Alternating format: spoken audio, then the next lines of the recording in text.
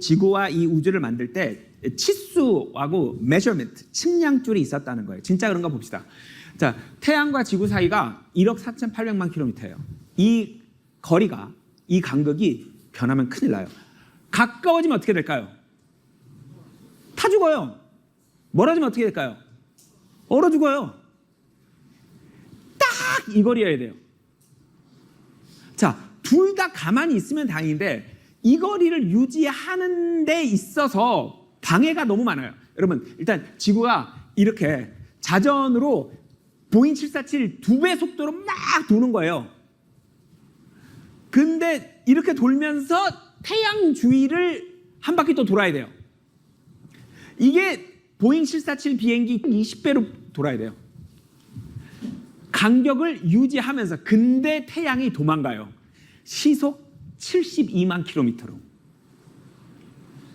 태양이 도망가면 지구가 가만히 있어봐, 간격을 유지해야 돼. 이거 일단 쫓아가는데, 이렇게 돌면서 쫓아가는데, 이렇게 돌면서 그 간격이 완벽하게 유지되고 있기 때문에 우리가 지금 살아있어요. 세 번째 별이 지구입니다.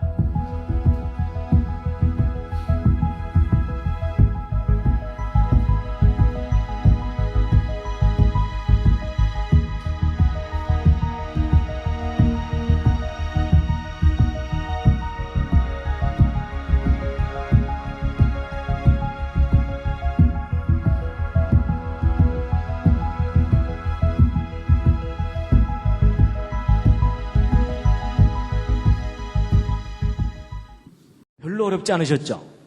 근데 다 듣고 났더니 아주 분명한 사실이 하나 있습니다. 뭐냐면 여러분 각자 자기 몸에 설계도가 있습니까? 없습니까? 있습니다. 여러분 지금 대단한 변화가 일어났습니다. 아까는 설계도가 이게 무슨 소리야 이러다가 지금 설계도가 있다는 것을 여러분이 눈으로 지금 확인하신 겁니다. 맞죠? 그럼 여러분 아까 대답하신 것 기억해 보세요. 설계도가 있다면 반드시 누가 있다고요? 설계자가 있다는 것이 당연한 이야기죠. 여러분 이 사실이 너무나 중요합니다. 이게 무슨 얘기냐면 여러분과 제가 우연히 태어나서 자기 하고 싶은 대로 하고 살다가 죽으면 모든 게 허무하게 그냥 끝나면 되는 존재가 아닐 가능성이 너무너무 높다는 겁니다. 오히려 그 반대로 여러분과 제가 비록 좀 망가지긴 했지만 이와 같은 모습으로 존재하도록 누군가가 설계하고 만든 거다라고 믿을 만한 충분한 이유가 있고 증거가 있다는 겁니다. 그런데 그 설계하신 분을 여러분이 개인적으로 꼭 만나시기 바랍니다. 개인적으로 만나셔야 됩니다. 설계도는 있는데 설계자가 없다 이렇게 주장하는 것이 더 비합리적인 얘기입니다. 그렇죠? 그런데 그 설계자를 꼭 만나시기 바랍니다. 근데 그 설계자를 만나야 되는 분명한 이유가 있다면 그게 뭐냐면 여러분과 제가 지금 심히 고장나고 병들고 망가져 있다는 사실입니다. 맞죠? 여러분 자동차나 비행기가 고장나지 않으면 영원히 타고 다닐 수 있어요. 맞죠? 근데 결국은 그게 고장나다가 폐차시켜버립니다. 마찬가지입니다. 사람도 하나님이 처음 만드셨을 때는 영원히 살도록 창조하셨었습니다. 사고가 생기면 생명나무의 실과를 따먹고 영원히 살 수 있도록. 그렇죠? 근데 인간이 하나님의 품을 떠나는 바람에 결국은 스스로 망가지고 병들어가지고 죽게 된 겁니다. 그런데 여러분 자동차나 비행기가 고장나면 누가 제일 잘 고칩니까? 정비사 아닙니다. 설계자입니다. 그렇죠? 만든 사람입니다. 여러분 돌팔이 정비사 만나면 그나마 더 망가집니다. 그렇죠? 그럼 여러분 사람이 고장나고 병들어 있는 것이 맞다면 누가 제일 잘 고칩니까? 설계하신 분이 제일 잘 고칩니다. 제가 그것을 믿습니다. 믿는다기보다는 이제는 알게 됐습니다. 그래서 저는 천국이 있다는 걸 믿습니다. 하나님이 만드신 작품인데 내가 망가진 거구나. 제가 그걸 알게 됐거든요. 맞죠? 그 여러분, 그 하나님께서 사람을 만드시고 설계도를 몸속에 넣어두셨잖아요. 그 설계도가 여러분 손바닥에도 잔뜩 있는 겁니다. 맞죠? 다 같이 손바닥 다시 한번 들여다보시기 바랍니다. 그리고 한마디 하셔야죠. 오 마이 갓. 이해가 되시죠? 여러분, 제가 사실은 이 강의를요, 전국에 있는 학생들을 다 모아놓고 하고 싶어요. 뭐 제가 한다기보다는 여러분, 우리 자녀들 학교에 보내면 학교에서 이렇게 가르쳐줘야 되지 않을까요? 얘들아, 설계도가 있단다. 설계도가 있다면 설계자가 있다는 것을 인정하는 것이 옳은 생각이다. 저는 그런 교육이 이루어지는 세상이 오기를 기다리고 있습니다. 기다린다기보다는 만들어가야 됩니다. 누가 그 일부러 만들어주지 않으니까요. 그렇죠? 교과서 바뀌어야 됩니다. 그리고 가르치는 선생님들도 그 지식이 바뀌어야 됩니다.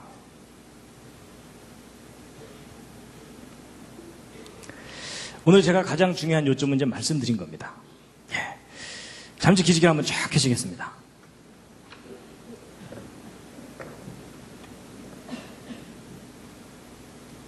예. 아까 서로 인사도 하셨으니까요. 좌향좌 하셔서 옆에 있는 분 안마를 좀 해드리겠습니다. 좌향좌 하셔서. 보통 우리에게 눈에 익은 설계도는 이게 푸른 종이에다가 그려놓고 치수 적어놓은 거. 이게 보통 설계도잖아요. 근데 이런 분자 덩어리를 설계도라고 하니까 야, 저거 좀 우기는 거 아니냐 이런 분들이 가끔 계시더라고요. 그래서 제가 이해를 돕기 위해서 예를 하나 들어드리면 여러분 이게 무슨 부호입니까? 이게 모르스 부호라 그래서요. 옛날 그 간첩들이 이불 뒤집어 쓰고 두들기던 거 기억하십니까? 그죠? 예, 또 나나직 살아있다 뭐 이런 거 있잖아요. 그래서 이게 그 유명한 SOS 신호입니다. 예, 이게 살려달라는 그 배가 침몰할 때 살려달라고 막 신호 보내는 그런 거거든요. 여러분 저거 상식으로라도 알아두시면 좋습니다. 그래서 이거 신호 어떻게 보내면 되냐면요. 짧은 신호 3개, 긴 신호 3개, 짧은 신호 3개 이렇게 되니까 예를 들어 밤에 플래시 같은 걸로 깜빡깜빡깜빡 깜빡깜빡 깜빡 깜빡깜빡깜빡 이렇게 하시면 돼요. 아셨죠? 그렇죠? 예. 그리고 이제 건물 무너졌다. 그러면 뭐 깔렸잖아요. 그러면 돌멩이 들고서 두들기시면 돼요. 어떻게 하면 되겠어요? 딱딱딱 딱딱딱 이렇게 하시면 됩니다. 아셨죠? 자, 실습. 여러분 이게 평소에 연습해놔야 급할 때 나옵니다. 시작. 딱딱딱 딱딱딱 예. 여러분 제가 중요한 거 많이 알려드립니다.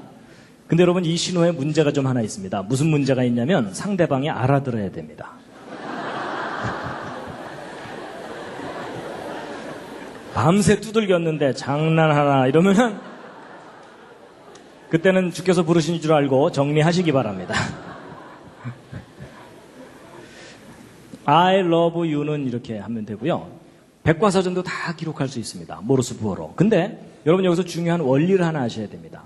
여러분 이 모르스 부호의 알파벳이 모두 몇 개입니까? 열심히 세시는데 세실 필요 없습니다. 딱 2개입니다. 짧은 신호, 긴 신호. 그렇죠? 여러분 영어가 20몇 개지 모르스 부호는 2개밖에 없어요. 그렇죠? 이게 무슨 얘기냐면 구별된 신호 2개만 있으면 모든 메시지를 다 기록할 수 있다. 그 얘기입니다. 우리가 편의상 20몇 개를 쓸 뿐입니다. 근데 여러분 이런 알파벳 2개짜리 부호가 또 개발된 게 있습니다. 요즘 그거 모르면 왕따입니다. 그게 뭘까요? 그게 바로 디지털 컴퓨터. 여러분 0과 1이라는 2가지 부호만 갖고 모든 메시지를 다 기록하잖아요. 맞죠? 그러니까 2개만 있으면 돼요. 근데 이 알파벳 2개짜리 부호가 또 발견된 게 있습니다. 그게 뭐냐면 아까 여러분들에게 열심히 설명드렸던 이 DNA입니다. 여러분 이거 복잡할 것 같지만 알고 보면 GC라는 결합과 AT라는 결합 2 종류의 결합밖에는 여기 없습니다. 그렇죠? 여러분 저건 복사를 정확하게 하게 하기 위해서 2개씩 묶어놨을 뿐이지 결국은 2 종류 결합 2 종류요. 그렇죠? 여기도 2개예요. 원리가 똑같아요. 원리가 똑같은데 차이가 나는 게 뭐냐면 이 모르스 부호 인간이 개발한 거고 그 다음에 디지털 전산 부호도 인간이 개발한 거잖아요. 그런데 이 생명체 속에 담겨있는 이 유전암호는 인간이 개발한 게 아니에요. 발견한 것일 뿐이에요. 그렇죠? 그랬을 때 이 생명체 속에 담겨있는 이 유전암호를 누군가 뛰어난 지혜와 능력을 가진 분이 설계하고 기록하고 만든 것이다 라고 인정하는 것이 창조론입니다. 아니다. 저거 오랜 세월 동안 저절로 생겨날 수도 있을 것이다 라고 주장하는 것이 진화론입니다. 근데 여러분 그 둘 중에 어느 쪽을 믿느냐는 여러분이 선택하시는 겁니다. 그런데 여러분의 현명한 선택을 도와드리기 위해서 제가 예를 하나 들어드리면 여러분이 왼쪽에 이 보라색으로 된 저 큼직한 거 무엇처럼 보이십니까? 뭔가를 또 사진 찍어 놓은 건데요. 이건 상상력이 좀 필요합니다. 저게 뭐냐면요. 아까는 제가 바늘귀 보여드렸었죠? 이번엔 바늘 끝입니다. 바늘 끝 또는 핀 끝을 전자현미경으로 확대해서 사진을 찍어 놓은 겁니다. 그런 과학자들은 할 일이 없기 때문에 이것저것 들여다봅니다. 근데 여러분 제가 지금 바늘 끝을 보여드리는 게 아니고 이 바늘 끝에 지금 노랗게 더덕더덕 붙은 것들 있죠? 밥풀처럼. 저게 뭘까요? 저게 그 유명한 대장균 박테리아입니다. 여러분 대장균이 얼마나 작은지 짐작이 가시죠? 그럼 바늘 끝이 그렇게 뾰족한 것 같아도 이 대장균들은 바늘 끝에 올라가서 체육대회를 할 수가 있습니다.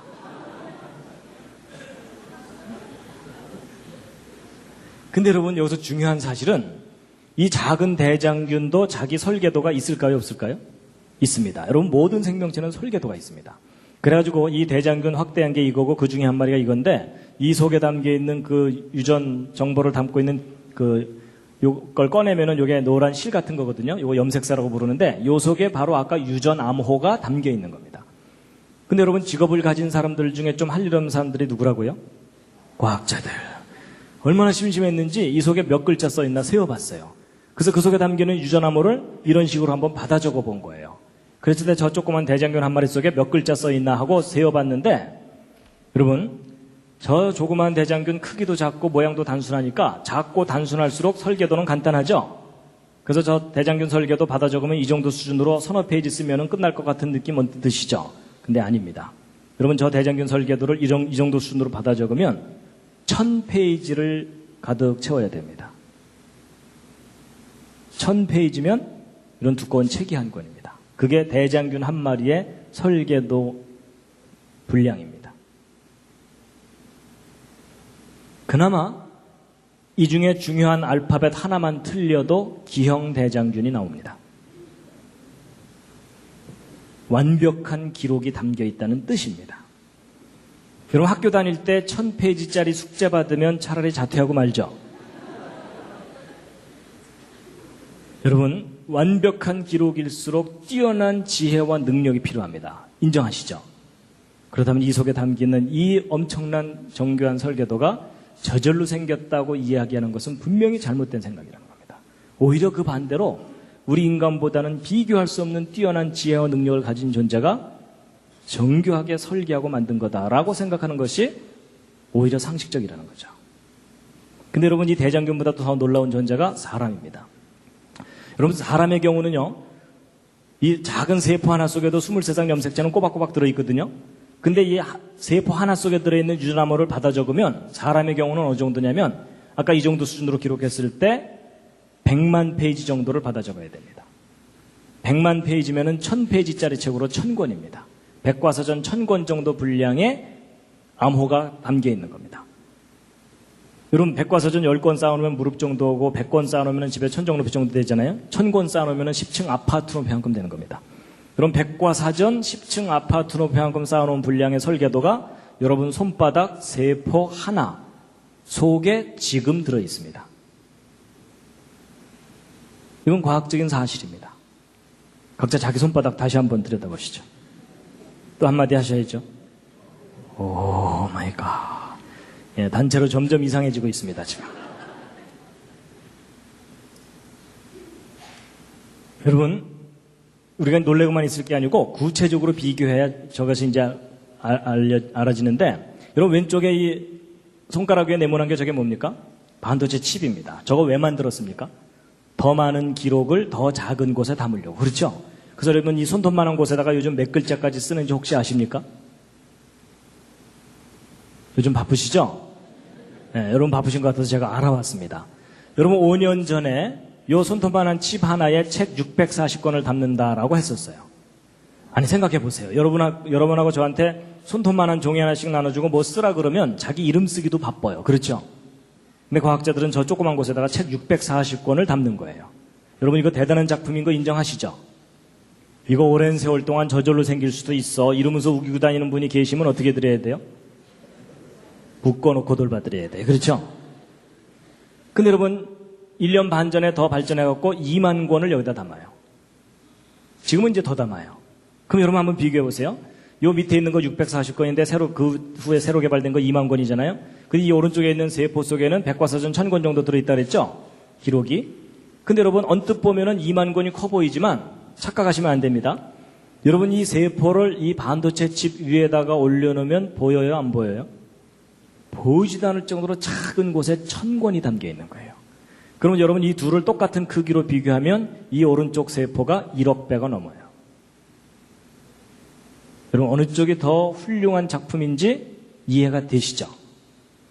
여러분 이 왼쪽이 하이테크면 오른쪽은 울트라 슈퍼 캡장 하이테크입니다. 요즘 아이들 표현대로라면요. 그렇죠? 그럼 어느 쪽이 더 뛰어난 지혜와 능력이 필요한다는 것은 너무나 당연하죠. 여러분 이 왼쪽에 반도체 칩을 설계한 과학자들의 지혜와 능력은 여러분의 평균 수준보다는 높습니다. 기분 나쁘신가요? 아니요. 인정할 건 인정하자고요. 그렇죠? 미모와 인간성은 여러분이 훨씬 뛰어납니다. 단지 반도체에 관한 지식과 능력은 저 과학자들 존경해 줄만 합니다. 그렇죠? 자꾸 존경해 줘야 열심히 신나서 만들 거 아닙니까? 근데 여러분 제가 생각해 봤습니다. 이 반도체 칩을 설계한 과학자들의 지혜와 능력이 존경받을 만하다고 인정하다면 이 오른쪽에 있는 이 세포, 이 생명을 설계하신 분이 계시다면 그분의 지혜와 능력은 지극히 존경받아야 마땅하다. 라는 게 제 생각입니다. 동의하십니까? 그 상상할 수 없는 지혜와 능력을 가지신 분이 생명을 만드신 겁니다. 그분을 꼭 만나시기 바랍니다. 여러분 제 개인적인 짤막한 간증을 드리자면요. 저는 어렸을 때부터 교회를 다녔습니다. 아까 말씀드린 대로. 근데 여러분 제가 왜 어렸을 때부터 교회를 다녔을까요? 왜냐하면 아버지가 목사님이거든요. 근데 여러분 혹시 그 심정 아십니까? 목사님 아들 믿는 척하는 게 얼마나 힘든지. 잘 믿어지면 그만큼 행복한 위치가 없어요. 하나님을 만날 수 있는 기회가 너무나 가깝게 있잖아요. 근데 잘 안 믿어지면 골치 아픈 거 아시죠? 그리고 저는요, 과학을 공부했기 때문에 더 힘들었어요. 여러분, 과학을 공부하다 보면은 앞뒤가 맞아야 되고 근거가 있어야 주장을 하도록 훈련을 받잖아요. 근데 여러분, 학교에서는 진화론 앞뒤가 맞는 듯이 가르쳐주고 막 화석이 증거를 낸둥 이러면서 가르쳐주잖아요. 근데 교회는 뭐 증거를 얘기하기보다는 일단 믿으라 그래요. 그렇죠? 그래서 안 믿어갖고 헤매고 있으면 무슨 소리 들어요? 너 요즘 시험 들었구나. 기도 안 하지 뭐 이런 거예요. 그리고 여러분 성경 창세기부터 읽다 보면 얼마나 궁금한 게 많아요. 6일 동안 창조됐다는 것도 잘 이해가 안 가지만은 뭐 아담이 900살 이상 살았다는데 말도 안 되는 것 같고 전 세계적인 홍수가 있었다는데 학교에서는 배우지도 않고요. 그렇죠?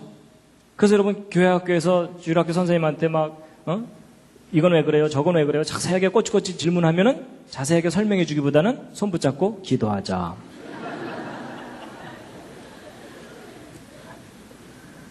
여러분은 어떻게 해결하셨는지 모르겠지만 저는 그게 안 되더라고요. 믿어야 된다는 강박관념은 있는데 믿어지지는 않는 거예요. 그래서 나같이 따지기 좋아하는 사람은 성경 믿는다는 것이 이제 안 되겠구나 하고서 저는 포기할 뻔했어요. 근데 그런 저한테도 기회가 왔어요. 저는 앞뒤가 맞아야 된다 그랬죠. 근거가 있으면 주장하도록 훈련받았다 그랬죠. 근데 여러분 제가 재료공학 전공했잖아요. 대학원에서 공부를 하는데 이 반도체 재료 이거 다 배우거든요. 근데 제가 어느 날 아까 여러분들에게 열심히 설명드렸던 그 내용, 그게 뭐냐면 제 손바닥 세포마다 설계도가 있다는 사실을 깨달은 거예요. 근데 여러분 그 깨닫는다는 말 아시죠? 그냥 아는 게 아니라 깨닫는 거예요. 여러분 그게 탁 깨달아지는데 머리가 시원해지더라고요. 머리가 시원해질 정도가 아니고 가슴까지 시원해지면서 생각의 질서가 딱 잡히는 거예요. 그래서 저도 모르게 제 마음속에서 제 속에서 한마디 고백이 나오더라고요. 그때 저의 첫 번째 창조자 하나님에 대한 진지한 고백이었습니다. 여러분 저의 그 첫 고백이 뭐였을까요? 맞춰보시죠. 4글자인데 오마이갓 아닙니다. 아주 쉬운 말이었어요. 근데 그 말이 예전에는 이 속에서 안 나오던 말이었어요. 믿습니다 아니었고요.